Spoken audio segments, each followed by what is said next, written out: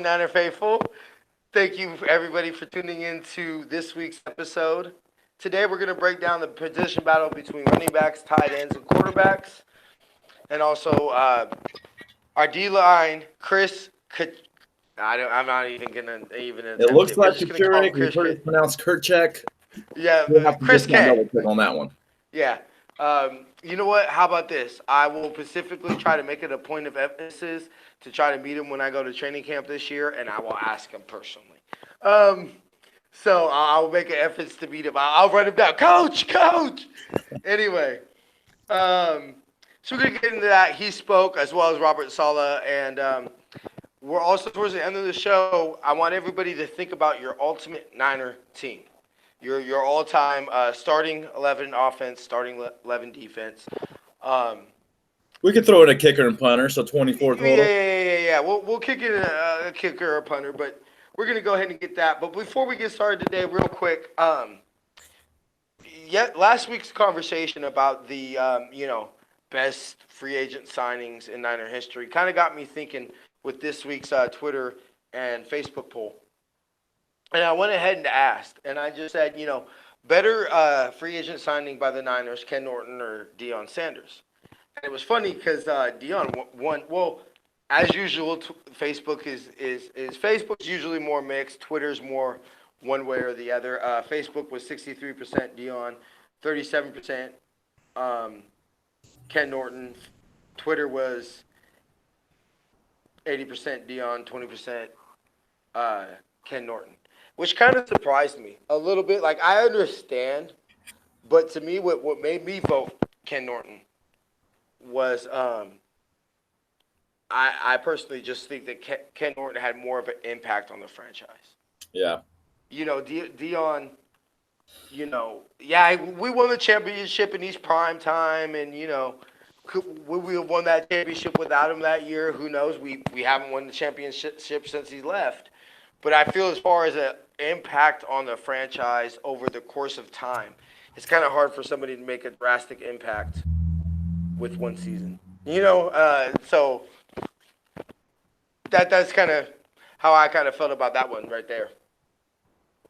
It's well, like I said, like you said, it's tough because then you're thinking like longevity, like in terms of how many games played. Obviously, the easy one is Ken Norton Jr., while compared to Deion Sanders, who only played with the 49ers for one season. But obviously, that was the last winning season. I would love to, as soon as I think about this, well, he was the guy that just took the defense, especially, obviously, to another level. But I would love to see the stats of when he lined up against Michael Irvin and the rest of the top receivers. Like, did he play a huge? Like, do you remember on top of your head? I ain't become a 49er fan until '97, to be straight up honest. So I wouldn't know. But did he lock up Irvin in the playoffs? Did the 49ers play the Cowboys in the playoffs that year, right?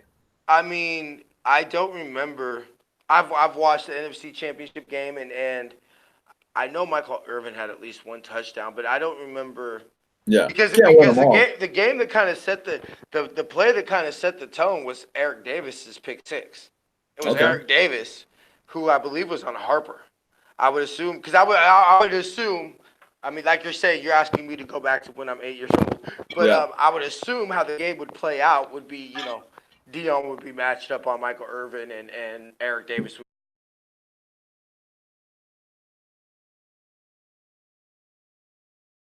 How much of an impact he does, because obviously when you do lose him and he goes to the other team who is your main rival, you saw the shift of power going over back to the Cowboys. I think having Charles Haley go to the Cry Girls, that shifted the power, and that kind of, that's what put the advantage in Dallas's favor. Then once we got Deion. How much of a drunk maneuver was that? I mean, honestly, was that just pure arrogance that, hey, we can trade Haley over there? I understand he was coming down in terms of slowly but surely in terms of his peak, but how do you trade somebody who was still a top, maybe let's just say 15 to 20 edge rusher at the time? Let's just say he fell off some. Was he top 10 at the time? Yeah, well, he's got to be top 10. Even at the time, though, when he was falling off, because obviously that's part of the reason why they traded him. Because at one point they were putting up with all the shit. Apparently, it got to the point that they thought maybe he wasn't as worth it. But let's just. I think that was more of not seeing the Cry Girls as a threat. But still, let's just say top to 10 or 15. How are you that arrogant though, where you trade him to your main rival who Because you're competing Super Bowls with in well, your well same conference? because you got to understand when he was traded, it wasn't like he was traded in '93. He was traded in '91. So when he was traded in '90, what you got to understand is trading in '91. That year was the first time that we played him in the playoffs. But So Charles Haley going to the Cry Girls is what put him in position to win '91 because they when right, you 90 lost. The 49ers what I'm lost like saying. what two It was two championship games? years in a row. It was 91, 92, or it was 92, 93. We beat them in 94. Thanks to Dion. Or no. Because we lost to them, I want to say it was two, yeah, it was two times in a row in the NFC Championship game. And then we beat them 94. Then I want to say 95, it was either 95 or 96 we missed them. Because they ended Okay. up playing Green Bay. And that's what started the Green Bay beating us. That's Yeah. what started that trend. And they got Reggie And White. That was obviously huge for them. yeah. And so, yeah, oh, yeah. I think, honestly, I should say, had no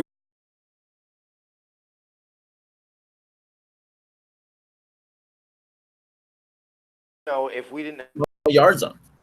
And I think that's the way to play when a team is trying to make a statement. Yeah. You don't play all conservative. We've all seen that shit one too many times. I mean, I don't want to see Jimmy G. Cool dropping back in a game that we were Oh never. no. I'm talking. I don't want to see Jimmy G. Cool Dink and jumping dunking back the in deck when it. you have a lead.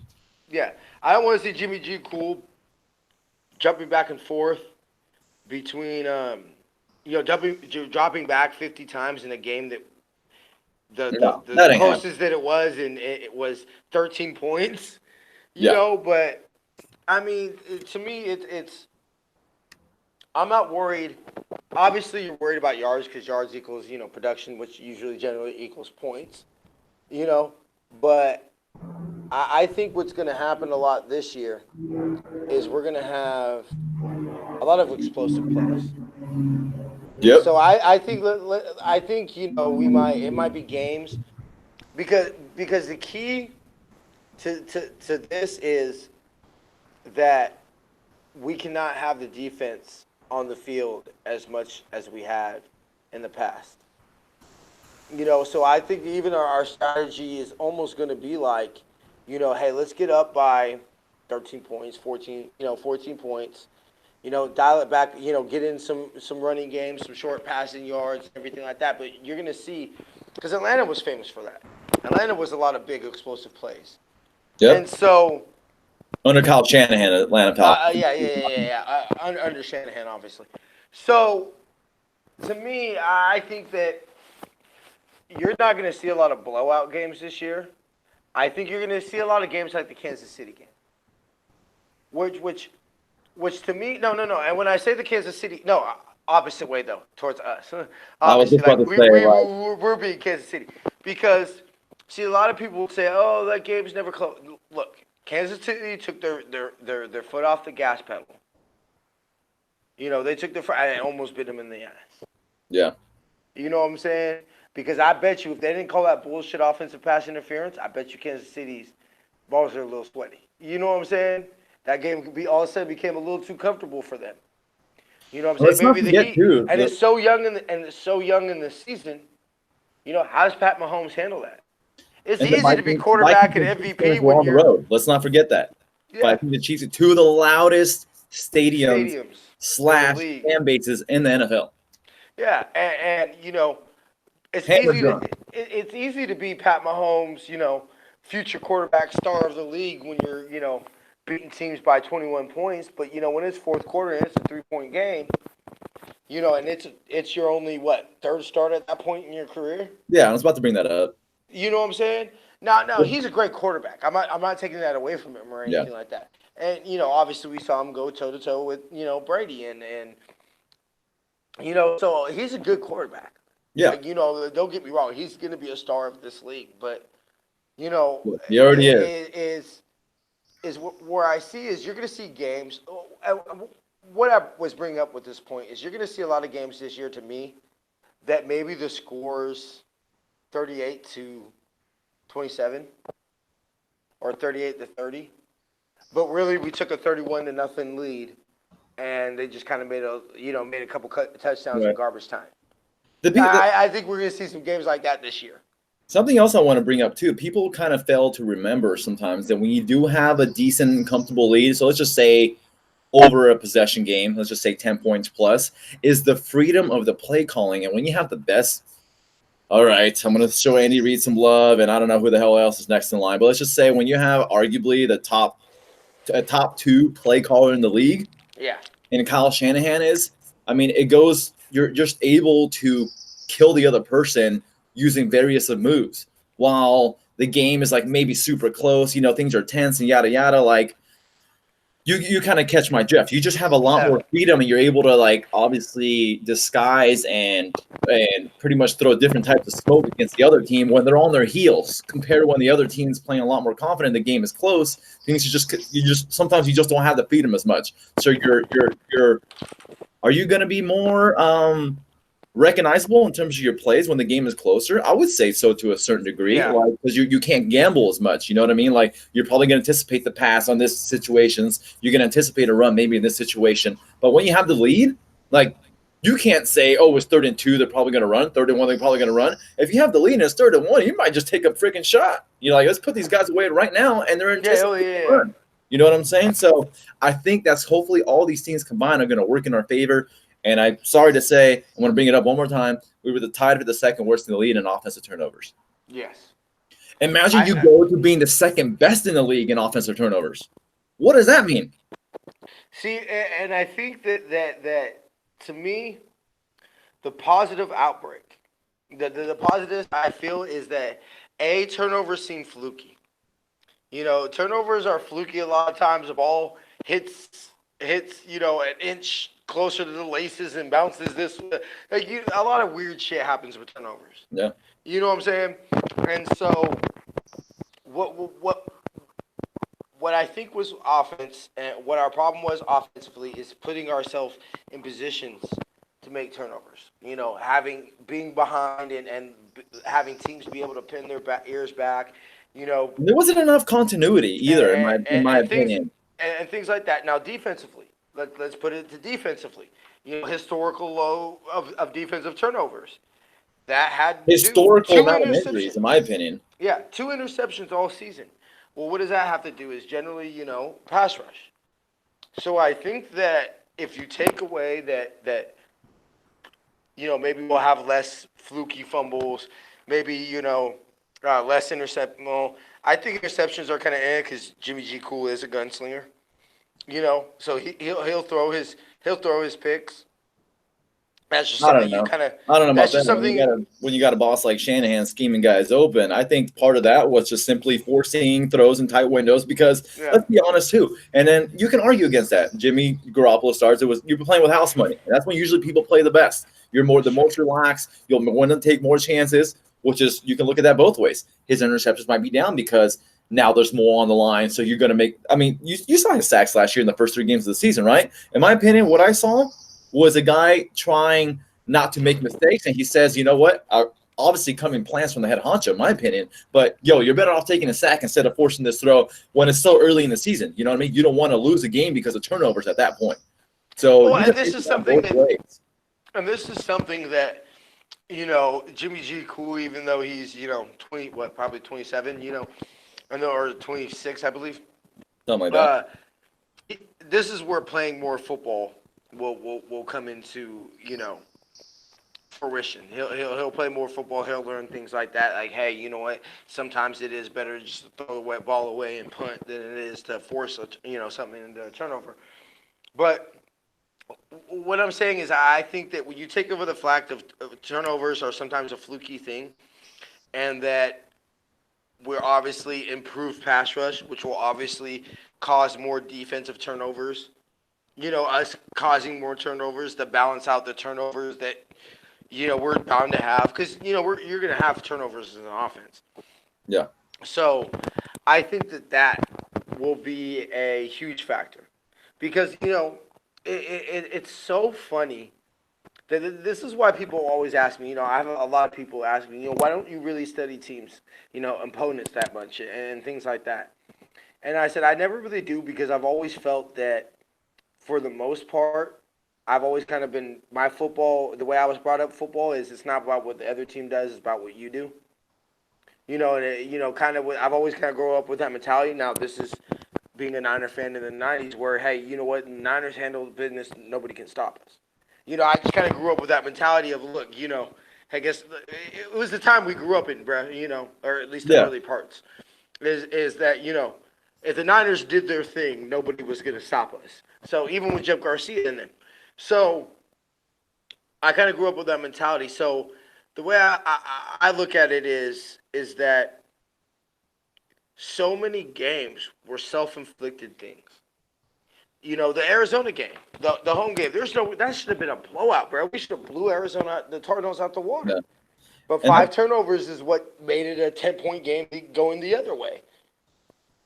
and Because to me, I want to bring up. Sorry to cut you off for a second. I want to bring up, and people think like sometimes like tanking is like obvious. That's why I always make sure and say like low key tanking. By low key yeah. tanking, I mean like sometimes you put your guys in position where like you're trying to teach them, but you're also willing to know that like things can easily go wrong. That's kind of like low key tanking, along with playing the younger guys and shit like that. So yeah, like when it comes to Arizona, it felt like, like for example, I felt like we did a longer step drops last year with like guys like CJ Beathard and Nick Mullins.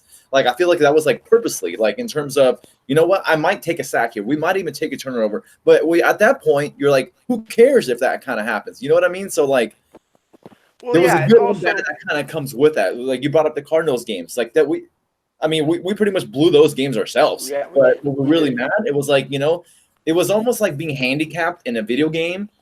But if you won that game, like you did some really great things. But you were kind of handicapped from the get go. So Well, if you lost, like, who cares? exactly. To get to your point, and then we'll kind of give up our final opinions on running backs and kind of wrap this thing up. But really to get into it is that I feel that pretty much exactly what you said, and to me, it's kind of like when you first learned how to drive, and your mom, you got your first car. Your mom knew you were probably gonna dent it. You know what I'm saying? That's just probably gonna get blapped up. You're gonna rear view mirror is gonna be gone. Why? Because it's your first car. It's a part of a learning process. Right. You know what I'm saying? It's kind of the old theory of let us quarterback sit and develop and learn, or throw him to the wolves and yeah he'll get beat up and but he'll learn. It's kind of like it's kind of like the parents who get their kids floaties and teach them how to swim, or kind of the parents that just toss them in and say they'll figure it out. You Yeah. know what I'm saying? It's basically those philosophies, and I feel the way that Kyle Shanahan looked at it, and I mean, you got to look back at what he said in 2017. It wasn't like he was telling us in 2017, we're going to the Super Bowl. What was he telling us? He essentially said, look, we're going to get our ass kicks. We're going to take our lumps. We're going to take our bruises because we'll be better for it in 2019, 20, 21. Right. That's essentially what Kyle Shanahan said. So we're going to play young players knowing that there's going to be mistakes. Right. So, But real that quick, accelerates the learning curve. You know what I okay, mean? exactly, the learning curve. So my whole thing about it is, so basically boiling it down to it, and we'll kind of go through tight ends pretty fast. How many running backs do we keep? Man, I was just about to ask you too. So right now, my projected 53, I have obviously 4 running backs and juice to kind of Yeah. to make a total of 5. But at the end of the day, I still can't help but think that Jerick McKinnon, at the end of the day, and everyone's saying like he didn't get an opportunity to even show himself. I understand that, but when you have Tevin Coleman, Matt Breida, and Mostert who took a step forward as a runner, and honestly speaking, the other part of me says like I understand. Once again, I understand Mostert is a Pro Bowl caliber special teams player, but let's not act like those guys are not replaceable. Like Yeah. straight up, you see special team Pro Bowlers and shit like that like go all the time. So the Somebody other got to part make a Pro Bowl. says, yo, keep Matt Breida, Coleman, and Jet, and then have somebody else take over those gunner spots. Tavarius Moore is a perfect candidate. He did it some last year. And then the other part of me says, like, put somebody like DJ Reed or somebody like that on the other side because I'd rather have a three-headed monster at running back. I'm not, but see, that's when I drive myself crazy. I'm like, well, what if Mostert once again takes another further step as a runner? He'd be perfectly solid as the number 3. But the Madden and fantasy side says that to me, go ahead and give him the boot because right now I'm only carrying 2 tight ends, and we've talked about that before. Yeah. And my 2 tight ends right now, obviously George Kittle and Caden Smith. Yeah. And Yeah. I I'm think with we're you on jumping the that. gun a little bit on Caden Smith. Everybody, you just assume sometimes you take somebody from college and that skill set is going to be the exact same in the NFL. And they're going to be able to do the same exact things in the NFL. And they're going to be able to block the same in the NFL. Like, you get what I'm saying? Like, it's just very tough. But I think my gut feeling right now says Jet McKinnon ends up at one point or another getting the boot by the time week 1 kicks off. I think we're gonna go 4 running backs, and like you, Plus I juice think it's 5. yeah. We'll choose 5. They might list them at tight end or however the hell they're gonna do it. Yeah. But I think that we're gonna keep 2 tight ends with the fact that Juice has a versatility that in a pinch you could put him in the Right. tight end or And Jalen Jalen Hurd can be like an you could put emergency him in tight end. the tight end, a Delaney Walker type. I don't think he's quite Delaney Walker, but he's No. a Delaney Walker type. He's gonna do some. He's gonna do some H-back stuff. Tough. Yeah. He's gonna do some H back That's stuff. about it. Nowhere near the same So body or anything. yeah. So to me, I think that it's going to come down to if we end up with the 3 running backs, like you said, okay, fine, somebody gets traded.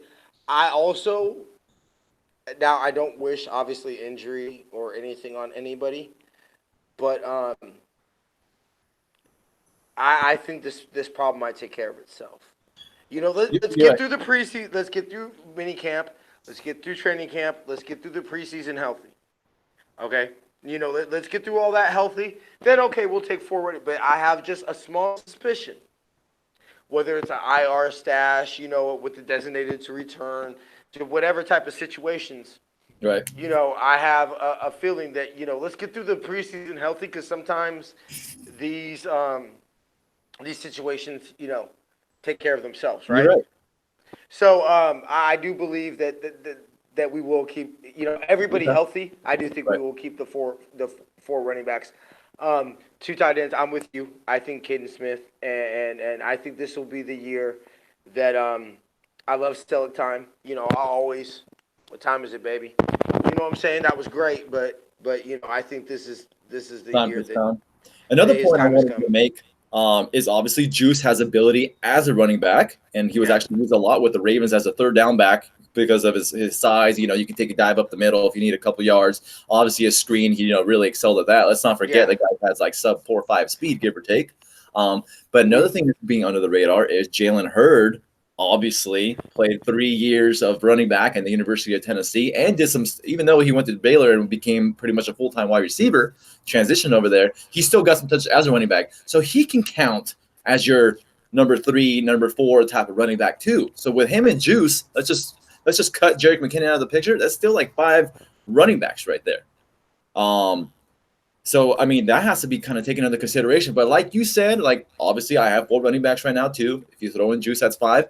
Yeah. You know what I can also see too is you take them all into the regular season, and let's just say everybody does still stay healthy. You trade somebody like, let's just say Jared McKinnon looks pretty solid and the limited opportunities he does get. I expect Tevin Coleman and then Matt Breida to obviously get more touches instead of Jet, assuming they're all on the week 1 roster. But I could see, you know what, everyone's healthy, everyone's looking great or whatever. But somebody is expandable like Jet McKinnon, you can trade him by the trade deadline to a thirsty NFL running back needy team. Yeah, exactly. Injury. I'll put it to you this way: injuries will happen at the quarterback position. Injuries will happen at the running back position. Injuries will happen among the defensive line. These things just happen in football. Right. And so I think that sometimes, these problems tend to take care of themselves. So before we got out of here, real quick, what I wanted to do was I wanted to just real fast get into real quick your 53 starting 22 all time team. Now I know that this is probably more my area of expertise, But so let me run through them, and then we'll kind of have you give your feedback. Quarterback, fullback, and running back I think are pretty obvious. And first receiver are pretty obvious. You got Joe, Joe, Jerry, Roger Cray, or Frank Gore, and Tom Rathman. I think those ones are pretty obvious. So, Where I got so here's the thing too. Okay, so we're going pretty much 21 personnel. 21 personnel. Okay. Yeah, 21 personnel. So I think where it gets interesting is second receiver because you could throw in Dwight, you could throw in John Taylor. I went ahead and went with T.O. You have to. Come on. Yeah. I think Hall of that, Fame. that when people detach themselves from the emotional connection that Dwight has with this franchise, and We the have to fact that keep he it did play his whole strictly career business. as a We can't Niner. be on our feelings. Yeah, To exactly. decide who you rather have starting. T.O. was a better receiver, bro. Yeah. I love Dwight. Rest in peace, brother. Thank you for the catch, all that. But we gotta, we gotta go with T.O. Tackles, I went Bob Sinclair, Joe Staley. Center. Hall of Fame caliber player. So. Player. Bob Sinclair, Hall of Fame. Joe Staley, might take him a little bit, but maybe He's gonna be in there, I think. I think he's like a Patrick Willis, where I think More they're Hall one. of Famers. I just think that it might take some time. There might be some, there's Why we need to get him a backlog ring, of- damn it. Exactly. It might come down to this is another question for another day, but Roger Craig or Patrick Willis, who gets in, who doesn't. Roger has rings. You know what I'm saying? But so it's a different discussion for a different day. But guards, Jesse Sapolo, Guy McIntyre, center, Randy Cross. Now defensive line, this is where I had a little. Oh, what about tight end? Oh, tight end. Yeah. Excuse me. Sorry, I did forget tight end. This is hard for me because it's to me where what do you want at your tight end? If you want your athlete, your George Kittle, your Vernon Davis type of a tight end, you gotta go Vernon Davis. Whoa, let's not cut him short on the blocking ability. No. Vernon Davis can get down and all that, but to me it's between Vernon Davis and Brent Jones. And who? I'm sorry. Brent Jones. And Brent Jones. The funny, interesting, but okay, someone has a gun to your head. Who you're taking out of those two guys? I gotta go with the San Ho boy. I gotta go Brent Jones. Really? I gotta go. Yeah. I gotta go Brent. Wow. Just because to me, I think a lot of I love Vernon. What Jones' biggest season as far as yards go?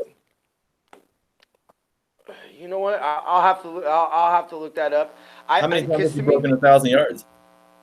Nah. But you also does he even have a 1,000-yard season? I don't think he does. But see, with the way what you also got to look at it is tight ends were used different in the 80s and 90s. Well, yeah, and you got to think about the other guys who the surrounding personnel, which made him not get that many targets. I understand. Like Jerry Rice, so to me, I think that to me, a lot of Vernon's career was he had let's a great not forget career. all the garbage years that and I think that's a lot. Quarterback play wasn't that good. Yeah, and I think that's what a lot of those area. Now Frank is different because Frank is clearly a Hall of Famer. I mean, Frank's different, but I think you're Patrick Willis. I think you're even Justin Smith. Maybe even Justin Smith. I think those type of players like that, I think they suffer from a good chunk of their career being on lack of stats. A good chunk of their career being on garbage Niner teams. Right. From lack of, and that leads to lack of stats. But let me ask you this about tight ends. I thought this was an interesting question. Mm-hmm. So Vernon Davis, Brent Jones, let's call it a push. Yeah. So who do you take? Let's just say you're starting in an NFL franchise and you could have the career Vernon Davis, or you can have let's just say you have your, all right, interesting question. Sorry, I'm sounding like a dumb over here. So do you take the careers and skill sets of Vernon Davis and Brent Jones at their peaks, or do you maybe take George Kittle based on what you think he will even further be? Oh, I take George Kittle based off of what I think he's going to be. So let's just say they're all rookies right now. Yeah. I'm checking You think George Kittle. he'll be the greatest? You Yeah, think I think George you think Kittle will George be Kittle will better. be a tight end? I'm sorry, a Hall of Fame tight end. Yeah, if he sticks with Shanahan, if he sticks with Shanahan, and we For think like Jimmy eight G plus Cool's, years. yeah, and we think what Jimmy G Cool's gonna be, and everything works out like how we I think it's think so gonna too. work out, I think he will.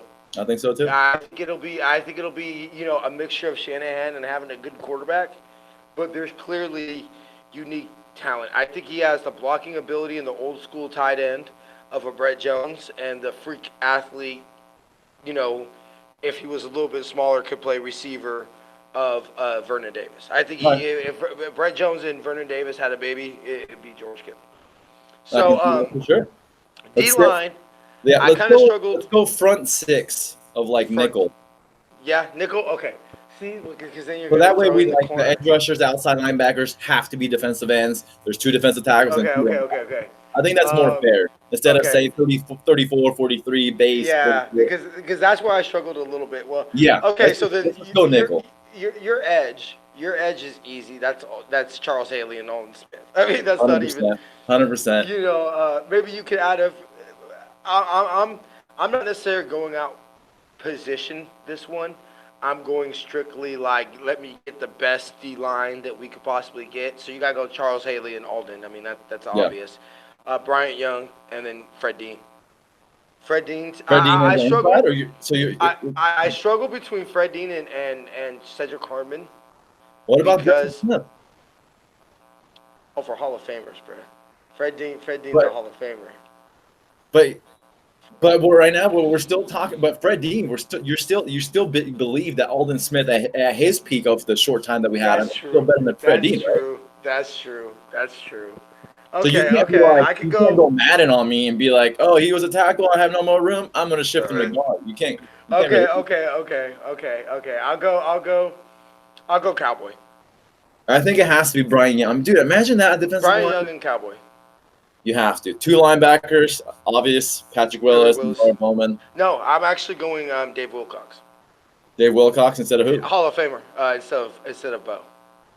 Because So I think a lot of Bo's career was he was great for those 2011 to but think about a lot of his career. He to me is a Bo Jackson.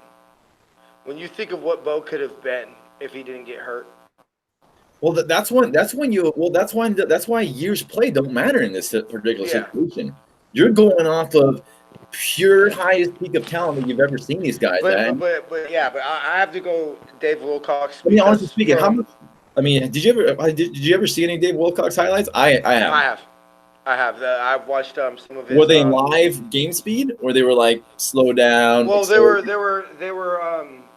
they were just your old school highlight reel. Right. I feel like a lot of those are low key a little slow down. Yeah, they probably.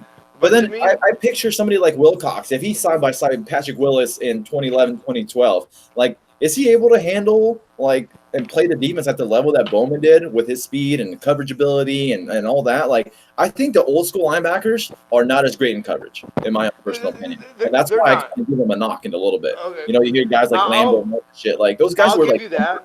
those guys are thumpers. Yeah, I'll give you that. But that's what I was just gonna say is that, I have Patrick Willis with the speed.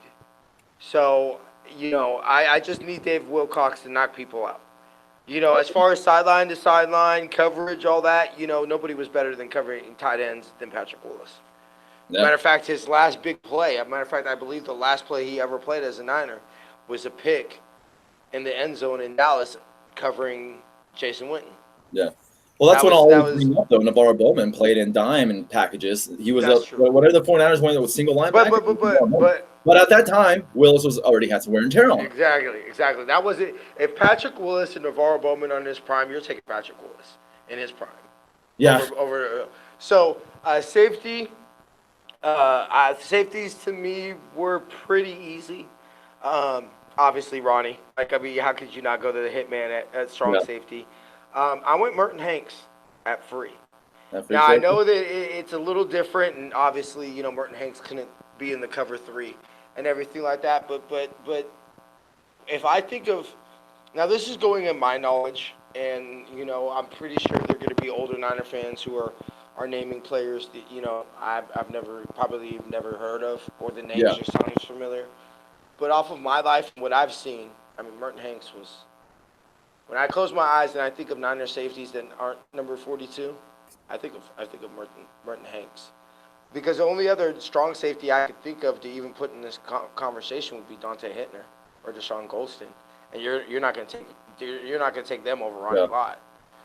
Corners easy, Dion and Jimmy Johnson, um, Hall of Famer, and then that kind of I just kind of went with that. The corners were I mean Well, I think there was now technically speaking, Richard Sherman's eligible, right? yeah I know that's all I was just saying, but you guys still take no because Mr. Sherman's not a Niner. Bro. But Like well, I just we can't said accept Nichols, that, so bro. you I have still room for can't a accept. third cornerback, but then it would come down to probably like let's say See, Jimmy Johnson or Eric yeah. Davis. Okay, I could go or Eric Wright. Yeah. I mean, you. What it really does is I told Super Duper producer today. I told her that I promised I would bring this up on the show, um, because this is pretty cool because it's a really good topic, and I actually really when I got some time this off season, I might not have some for a while, but when I got time this off season, I really want to dig into kind of getting into a 53-man roster of all this. But I think we're gonna go ahead and wrap it up today. Let me see. Oh, real quick before we get out of here, also, I have a ticket to give away to the State of the Franchise on this Wednesday. It's Wednesday, the 5th. The 5th at 6:30 here in downtown San Jose. It's at I think it's called the California Historical Theater or something like that. It's right in the heart of Pier something, isn't it? No. This is the State of the Franchise is downtown San Jose. Okay. The draft party was at the Oh pier. yeah, that's what I was thinking of. Whoops. Yeah. The draft party was Okay. at the pier. No, this is we got a ticket. They actually these are extremely rare. Like they actually really like restricted them this year. I could only buy two. Like I tried to buy four because what I wanted to do was bring a guest of myself Nice. and then have people win a pair of tickets. Yeah. But they literally would only let me buy two. So what I'm gonna go ahead and do is, since it's so rare, I want people to go ahead and message me on Facebook at Not a Faithful Radio's Facebook page. The reason why you should win this ticket, and we'll go ahead and we'll choose the best one. Before we get out of here, we got to go through the normal spill. We actually had something. My bad, y'all. We actually had something pretty special happened. On the 31st was exactly 2 years that I decided to do Niner Faithful Radio. It wasn't the first episode, but it's when the idea and the actual, like, okay, I'm doing this, made the Facebook page, everything, started on May 31st of 2017. Nice. So we had our 2 days ago, we had our 2-year anniversary. So to go ahead and celebrate that, I'm offering 20% off of all Niner Faithful Radio merchandise with the promo code anniversary. Visit NinerFaithfulRadio.com/shop/product. Just go to the shop, click on the Niner Faithful Radio merchandise. The link is in the comment in the description. But yeah, that's all t-shirts. We got we're going to be making hats soon. We got drawstring backpacks. We've got stickers. We've got all sorts of, I'm going to be sending you tons of crap, bro. Your boy's been busy at work. Join our Patreon rewards program for as little as $1 a month. You can get special perks like 10% off of Niner Faithful Radio shop, monthly giveaway, and invite to join Adam and I on a segment of Niner Faithful Radio, and much more. Visit patreon.com/Niner Faithful Radio, our YouTube channel, or NinerFaithfulRadio.com. Go to cgiant.com, use the promo code Niner Faithful Radio, all one word, and save on all theater, concert, and sporting events, as well as help out the show. Of course, everybody knows about our 4,200 watch minute, 1,200 subscribers. We still got that going on. We're getting the watch minutes up. That's good. We need to get the subscribers up. So, As soon as we hit those milestones, we're going to go ahead and give you a ticket away to a Niner game, bring you out to the tailgate Empire Row, and take you to the Niner Museum.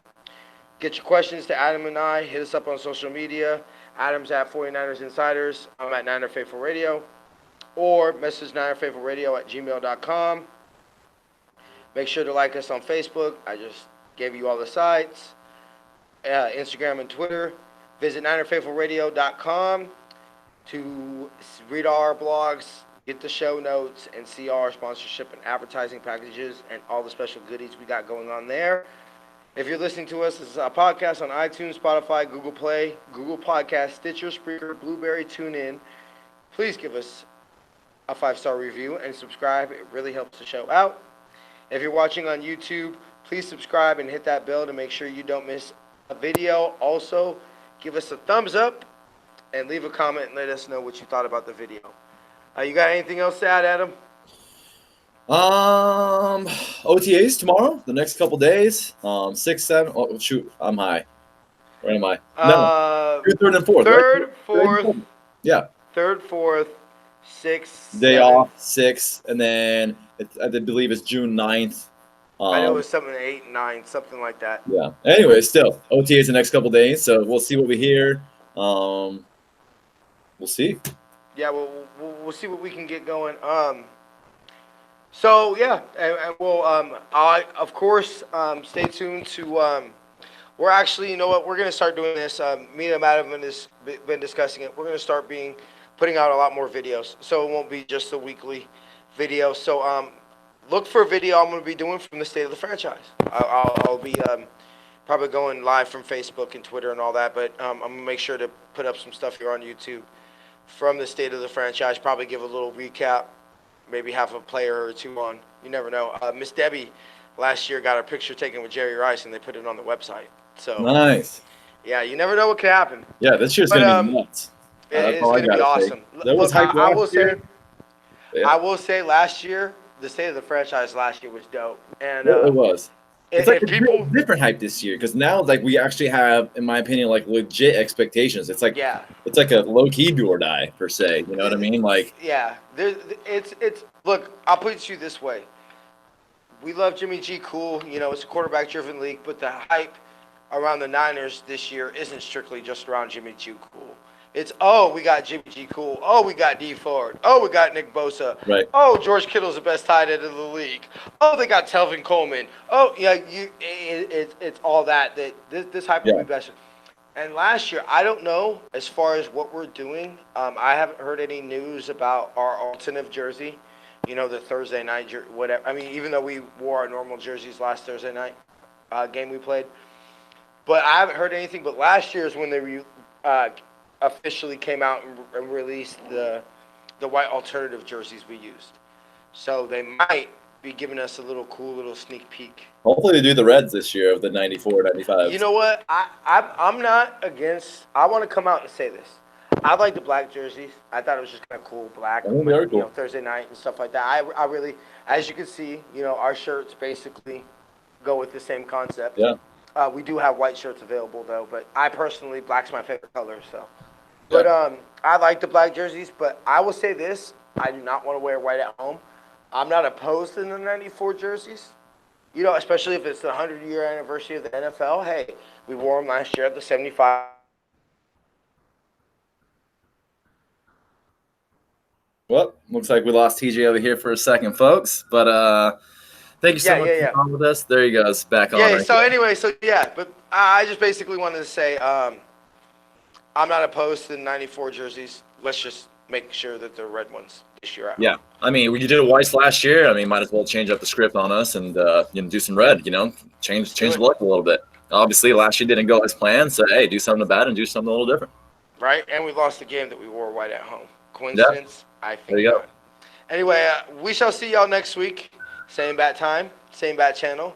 Till then, we're gonna say faith, love, and happiness. Go Niners. And go Warriors tonight for all the Warriors fans out there. Go Toronto. All right, take care.